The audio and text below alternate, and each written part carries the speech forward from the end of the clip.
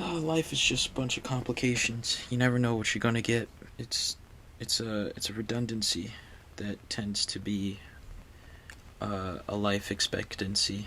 I don't know. I just made up something. I don't even know what I said it.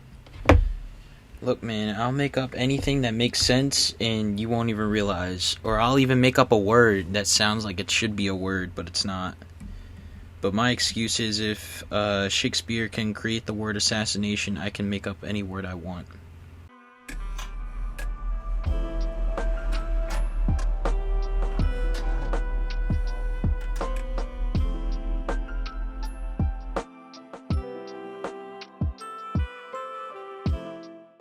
Yeah, he made up the word assassination. He made up actually a lot of words that we use today, but nobody knows. But I don't know. That assassination is the one that stuck with me because uh, it's like out of all words, like how do you make up that? How do you make the word assassin? Because he used it in one of his plays. That's where it was the first time you ever seen the word. I guess they just made a definition, just like, oh, okay, he used this word in this context. We never heard of it, but it means this, so there we go. That's pretty much how it is. I mean, literally, all slang is just words that we made up, and now it's becoming like part of the Oxford Dictionary and whatever bullshit. So check out some of the Oxford Dictionary. You're gonna see a lot of the shit is made up with slang now, because that's what us as a society have done. We decided to go with slang. Nothing wrong with slang, no. So Jamaican and African combined. So if a Jamaican woman and an African man mated and had a child, they breeded a Jafrican. That's what it's. God, I hate this country.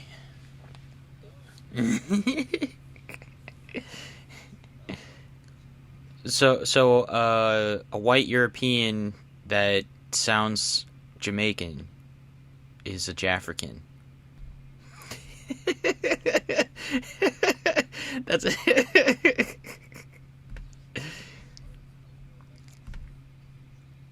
Jaffrey. You just have a white person just say Jafrican. Like, what? What you say? Like, what you say? You know what? Jesus. That's weird. That's weird. Well, ladies and gentlemen, our topic today is figuring out what slang words that we have no idea have been added to the Oxford Dictionary and wondering what they're about. I'm interested. I'm actually going to see what's in the Oxford Dictionary for slang terms that have been added recently, because the last time I ever seen something like this was 4 years ago.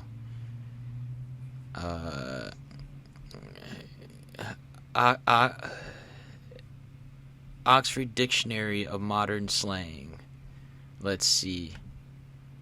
LOL, yeah, that's an old one that was added. That's an acronym more than a word. OMG, that's also an acronym.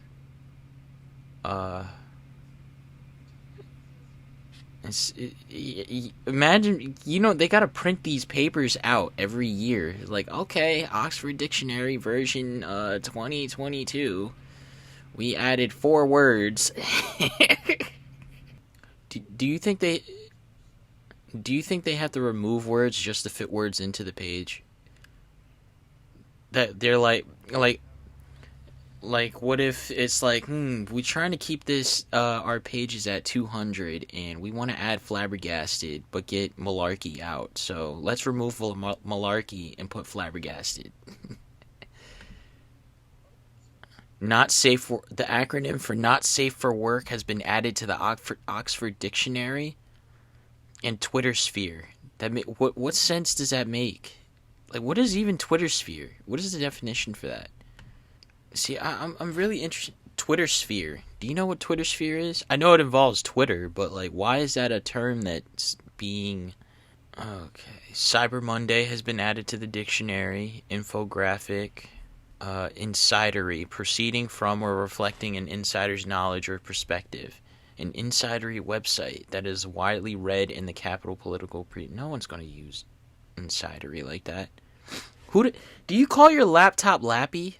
No, that's a word apparently. It's lappy, a laptop. I'm going to transfer my CD collection to the lappy. That makes. I'm like. Emmett's favorite word is on here. Meep. He likes to call himself Meep all the time. So it means a short, high-pitched sound, especially as emitted by an animal or a vehicle's horn. Naked. Naked's a word now. No. These are added. Like you know how people slang. Yeah, you looking for words that have been removed. I'm looking for words that have been added on recently. Noob is a new word, but they spelled it differently. All right, what you got? They took out delicate from the dictionary. Deliciate. What does that even mean? They just there's no. It's just a jumble. It's lost words with no definition. That sounds. I've heard that word before. Okay, vacay's been added to the dictionary in 2019. Deliciate. Let me see. I'm gonna find deliciate or deliciate. However people want to say, like it's deliciate, not deliciate. A very fine in texture or structure of intricate workmanship or quality. So pretty much it's like it's exquisite, elegant, graceful, fragile, or it's breakable. So it's easily broken or damaged. Requiring. Yeah. So it's. Did you say? Hold on. Did you say deliciate or delicate? How's it spelled? How do you spell that word? Is DEATE? No, I didn't. I spelled delicate. Okay, so deliciate. Deliciate. That's a weird word. I could see why they removed it. There's no to delight oneself, to indulge in feasting, to revel. So translations for deliciate. So every language has the word deliciate. Superagating. There we go. Superagation. Yeah, I found it. It's superagation. The performance of more work than duty requires. To maximize profits is for management, not an optional exercise or a work of superagation. What? So the origin is early 16th century from late Latin, from superagare, pay in addition, from super over, or erogare, pay out. So pretty much it's just doing extra work for no pay. That's what I'm getting at. Like you're doing. Well, I added the no pay part, but it's more of just you just overexerting your work ethic and maximizing your performance more than what is required. So pretty much like if anybody so say like if you're at work and you got someone who is like doing the most all the time, they're pretty much a definition of superagation. I'm superagating. They added rando to the Oxford Dictionary. Why can't people just say random? This is doing the most. I feel like synonyms are just. I think synonyms to words had just been invented to make the person feel more intelligent than the other person. You could. Because if you tell someone they're awesome, they'll be like, oh, thank you. But if another person says, yo, you're superb, it's like, damn, this guy's intelligent. I don't even know what that word means, but I feel more important than awesome. It just makes no sense. No, I'm super. Exactly. So you're. I found like an intelligent genius. I studied books, so I can use words that you don't know, but it means the same thing as the words that you use already. Like what? Okay. Like, like yes, sir. And no wonder why English is the hardest language to understand for people that don't speak. English speakers are still trying to learn English. That's even worse. That's even worse. There'd be times that I'd be making up words that I'm be like, damn, is that in the dictionary? If not, well, I mean, I made it up, but it'd be sounding like the most intelligent words that I'd be saying. It's like, damn, like, where'd you come up with that word? I don't know. Like, where's it from? It's weird. What's the longest word? I know it was supercalifragilistic, but no, nope, never mind. That is not. The longest word in any major English language dictionary is sumonoclaramonoscopic silicovolcano. Okay, that's too long of a word. It's the same as scoliosis. What the hell? Why do you got it? Why do you people have to make up some random ass word? Oh no, here we go. There's a word that's 1,000 letters long. There's one now that is alright, so the longest word ever is 189,819 words. I mean letters long, and its meaning for it is the chemical composition of titin, the largest known protein. Longest known word overall by magnitudes. Attempts to say the entire word have taken 2 to 3.5 hours. Technical, not in dictionary. Whether this should actually be considered a word is disputed. Damn. It takes you 2 to 3.5 hours to say the word. 189,819 letters. And this entire word is only to describe the largest known protein called titin. Titin. If anybody decides to pronounce this word, they'll just be like, you know what, I'm walking away. And then you come back with you go watch a movie, come back, and then the guy is still saying the word. I'm like, damn, I just watched the Snyder cut of Justice League or Avatar, and you still saying this word. You know, I just realized this. Like, if somebody it has to write a research paper on this word, all they really have to do is just type this one word for their paper, and that's it. Choose it. No, just choose. If a English teacher just said, "Hey, you need to write a 10-page paper on a topic of your choice," just pick that.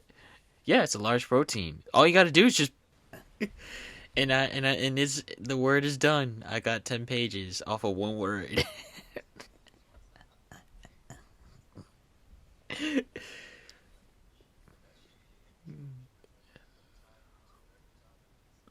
Oh my gosh. I'm not even gonna attempt.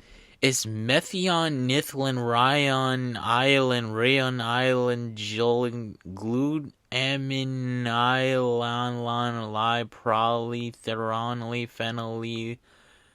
Yeah, I can see why it takes 2 to 3.5 hours. Because half of the stuff is just the word meth, gluten, lycery, xylol, pro, all just jumbled repeatedly for an endless scroll. Because I'm literally just scrolling down right now, and it's just going, going, and going, and going, and going, and going. I had this done, so I had to get this, and I had that, and then I had this, and thank you, because I used the word had 4 times in one sentence. It's all about punctuations. What's the weird...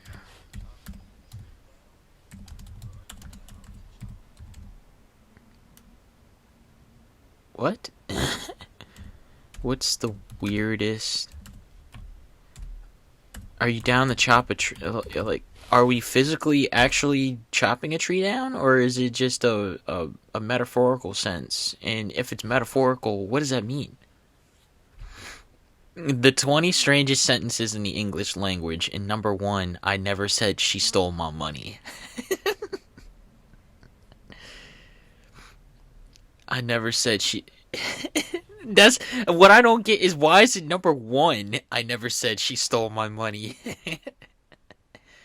Then there's like uses of the term. I never said she stole my money. Someone else said it. I never said she stole my money. I didn't say it. I never said she stole my money. I only implied it. I never said she stole my money. I said someone did, not necessarily her. Never said she stole my money. I considered it borrowed. And then, it goes on. It says only that she stole money, not necessarily my own. I never said she stole my money. She stole something of mine, not my money. While this trick works for plenty of other sentences as well, this one's short and easy to understand. Okay. Another one was, all the faith he had no effect on the outcome of his life.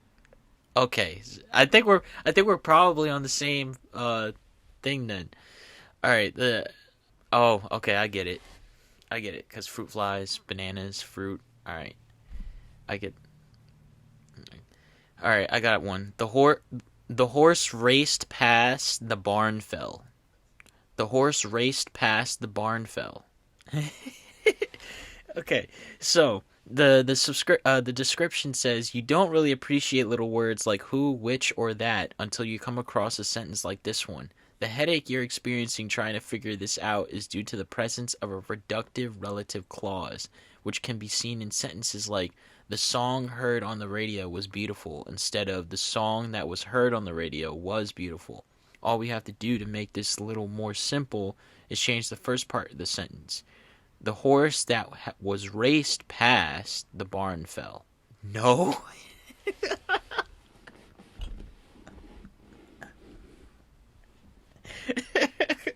That sounds more like a joke than a weird sentence. I mean, it is a weird sentence, but it's like a joke. It sounds like a joke.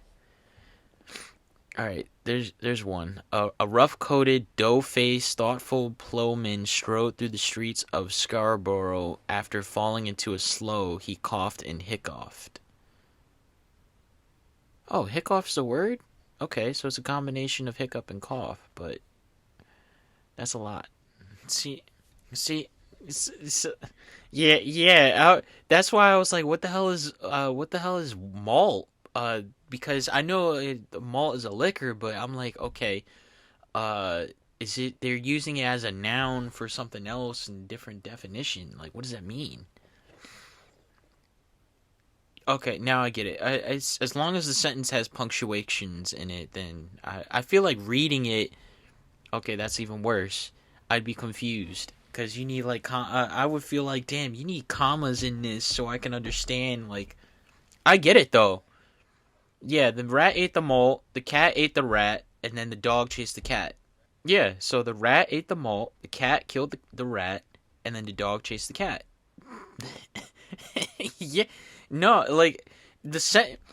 It makes sense. It's just the wording of how it's said just doesn't make sense. But when you understand it, when you explained it in that little blurb, I was like, okay, now I get it. So it's like saying so the subject is the rat, and then it mentions that the cat killed, and then it's saying that cat. No, the cat isn't being killed. It's being chased by the dog. So it's like, all right, the rat.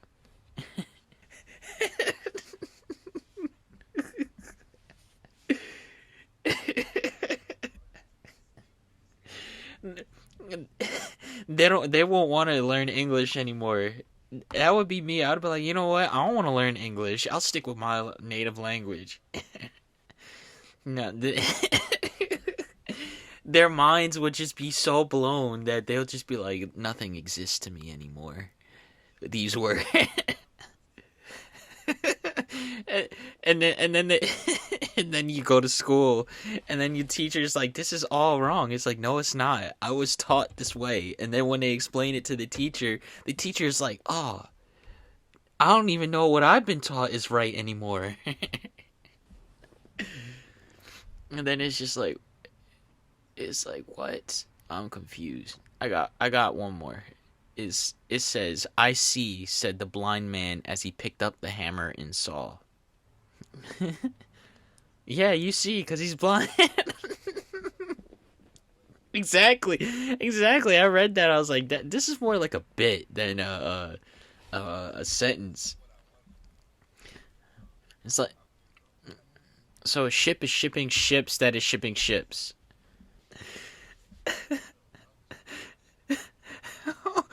What?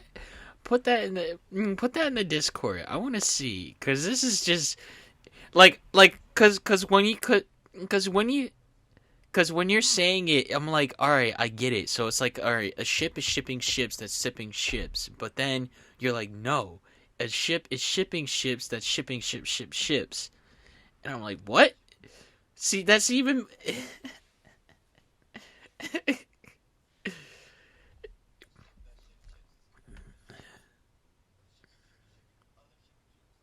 And then the ship. So the ship. Oh, so just go to text channel.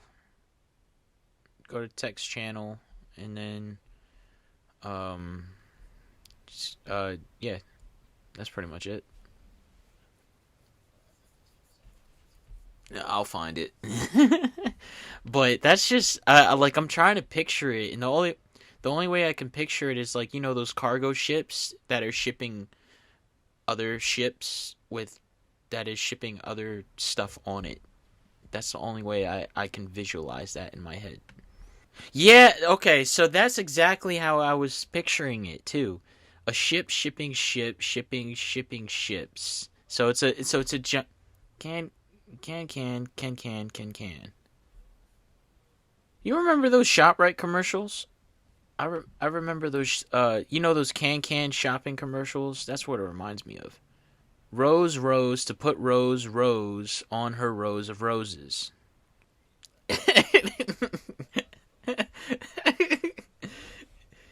Oh,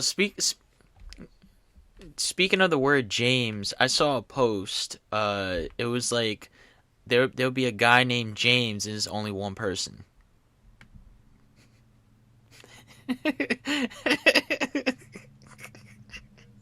So what? Imagine if there was a person named James, just Jame, and there's two people named James. So now it's actually a Jameses instead of just you know.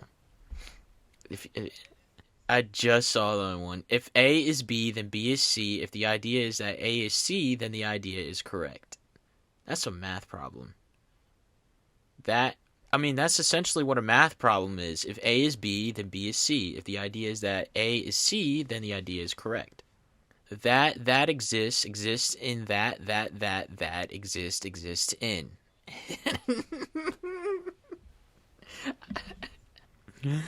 Oh, when they're in the car and it's Samuel Jackson and known knowns and known unknowns, known knowns and known unknowns, and they're like, "What? Say what again? Say what again? I dare you! I double dare you, motherfucker! Say what one more goddamn time." What?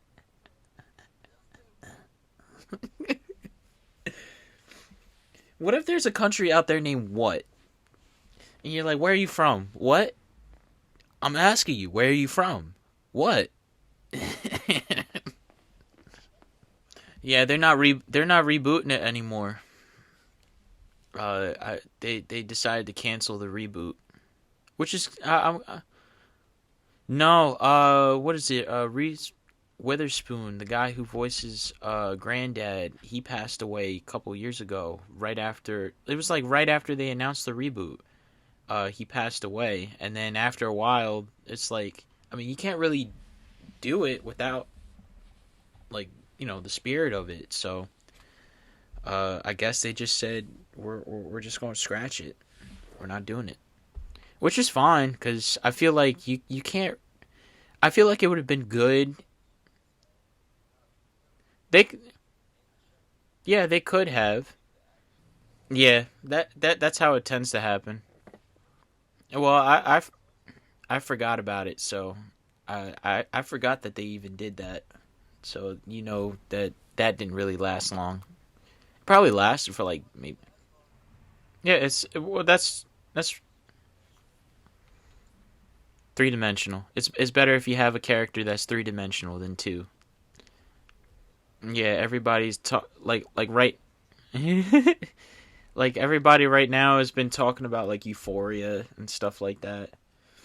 And I'm just like, all right, cool. I actually started watching it, just trying to get like, that's been on my list for a while. So I was like, you know what? I'll wait until season 2 is finished, and I'll completely like binge watch the whole thing. I'm on the season finale of season 1, and then I'm gonna jump into 2. But I mean, it's a pretty good show. It's very artistic and everything. But I'm sitting there and I'm realizing, Euphoria with Zendaya. It's been all over. Yeah, it's all over Twitter. Yeah, it's been on my list since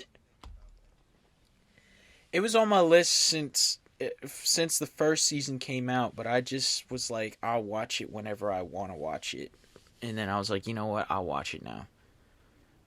It's pretty good. It's artistic, but I'm just realizing like, damn. I know these actors are in their 30s and late 20s and stuff, but they're supposed to play high schoolers, and we as an audience are just watching high schoolers fuck. When you think of it like that, yes, to an extent, when you think of it like that, he's like definitely he could be like 40, 30, 7, 50.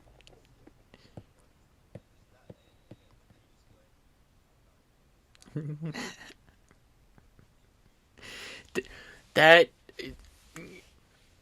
This reminds me. So, remember on my Snap story I was telling you about? So here's the full story of what I realized when I was at work. So, for those listening and everything, while I was at work, there's always at the mall. There's this lady with her little dogs that comes in and walks around. She comes in every day with her dogs, just strolling around the halls and stuff like that. You got people like saying, "Oh, it's so cute. Let me take a picture," and they talk. And literally every single time, it's in front of the store that this all happens.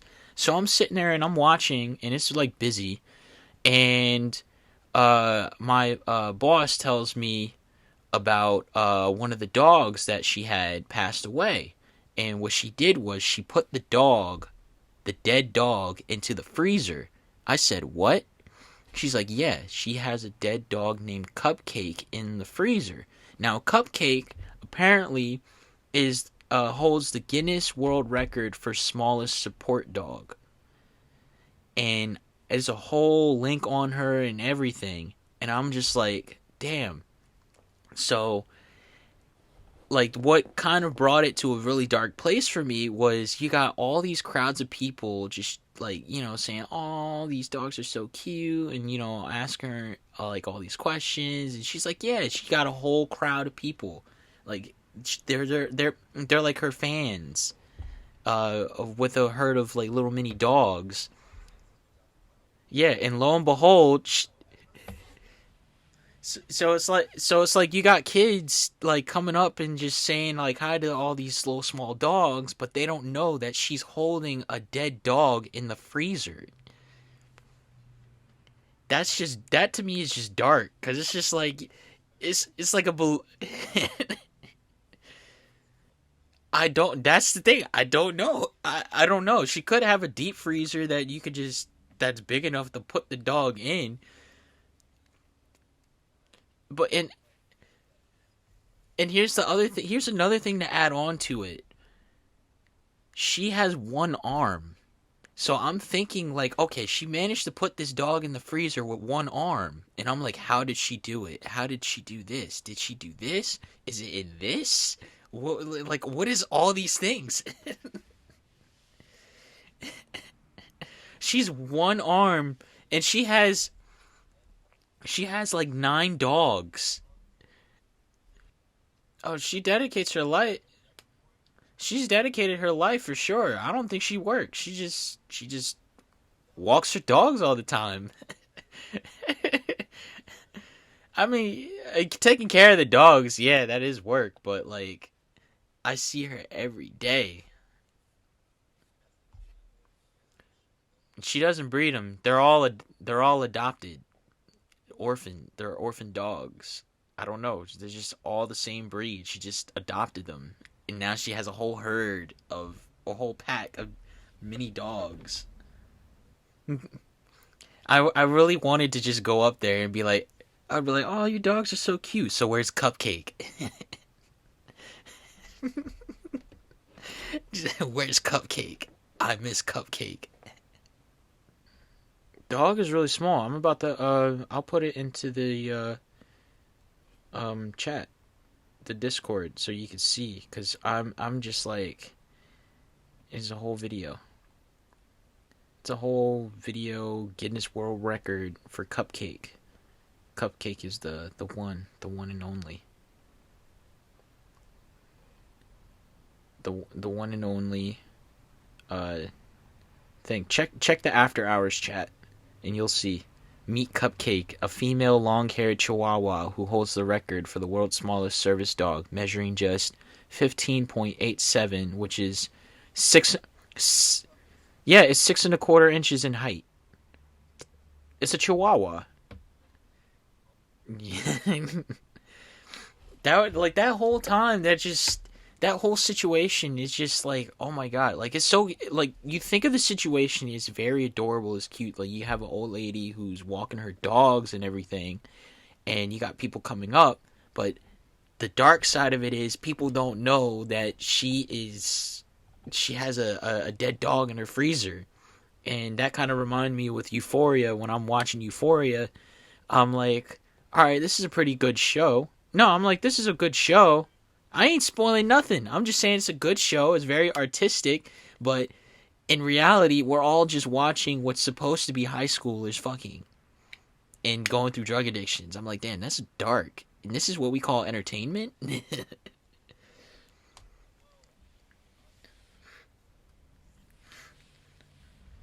Yeah, it is. It is, but like, we're you got like 50-year-olds just sitting there, just staring at the HBO screen, just like, yeah, 19-year-old getting it down. It's like, okay.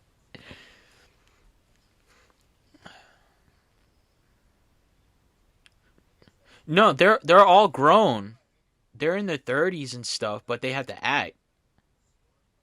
Oh, the storyline. Mm. It, it's it it's interesting because when you say like Black Cat, it's funny. I was gonna say they were gonna make a movie called Silver and Black, which was gonna be a team up of Black Cat and Silver Sable. They're both Spider-Man characters and stuff, but they never really interacted in the comics that much. But just the idea alone sounded like cool to do. But I think they canned it, and now they're just doing like separate standalone movies for each character. And I'm like, bro, you had an opportunity to put two different characters together and make that work.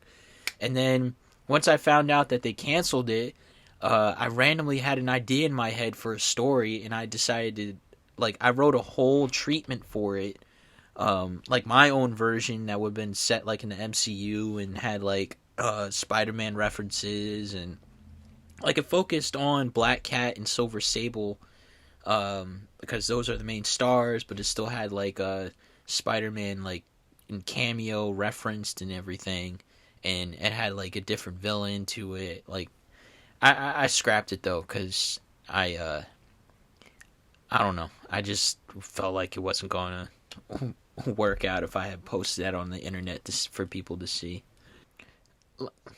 Yeah, like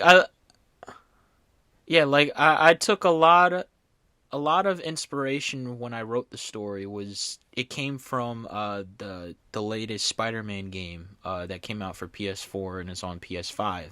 Like the idea of, because Black Cat is in there and Silver Sable is in there, but I really liked Silver Sable's interpretation in in the game that's what I drew a lot of inspiration from. And then Black Cat was the one from the comics, but I just decided to change the ethnicity and her backstory just a slight bit. And then I had Mr. Negative as the villain and stuff. But after a while, when I'm sitting there, I was like, oh, this is a really good idea, but I'm gonna just delete it, and I did. Maybe one day I'll decide to do that, and then we'll see. But they're in development of doing those solo projects, which it's just like we'll see how that's gonna go. It could have been perfect if they just had Silver and Black. That sounds like a really cool title. Yeah, I mean that's why I think a lot of people now they do a lot more of that now within like limited series or hour long, like those shows like Euphoria, and like another good one is Peacemaker. They all have it where it's divided into 8 episodes and each one is an hour long, so then they have more time to dive into each thing in each episode. So it's like watching 8 movies all together telling one whole overarching story. No, Fast and Furious is the longest now. We're about to get up to, but yeah, you have a point there. As far as that, because I was about to say,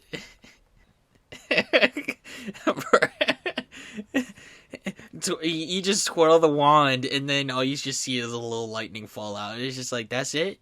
You ain't gonna conjure no spirits. You ain't gonna like do any of the like summon some giant monster or whatever. That's why I like my favorite Harry Potter movie will forever be Prisoner of Azkaban. That's the third one. Like yeah, it's the werewolves. It's they accidentally like did a whole time travel loop.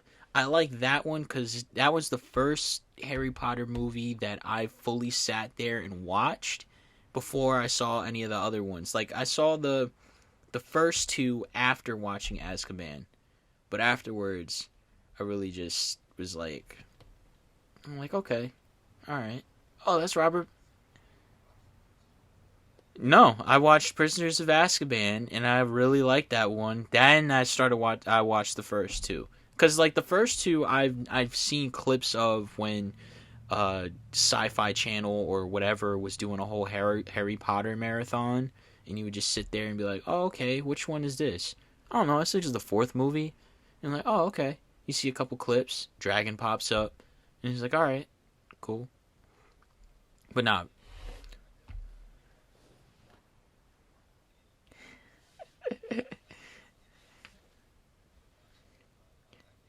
no, no, I did that.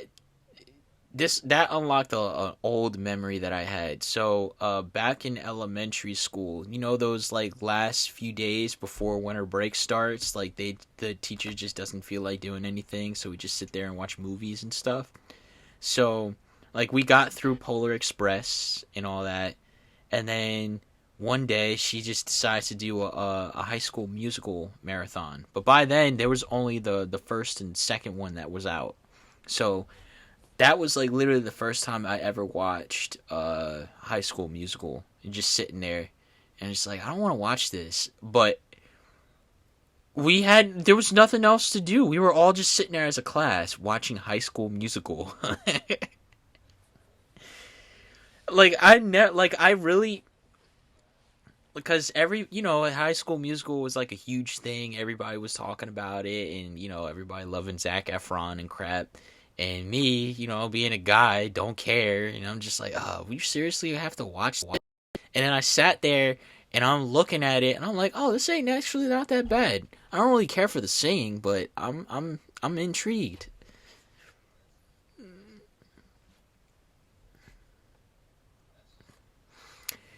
That's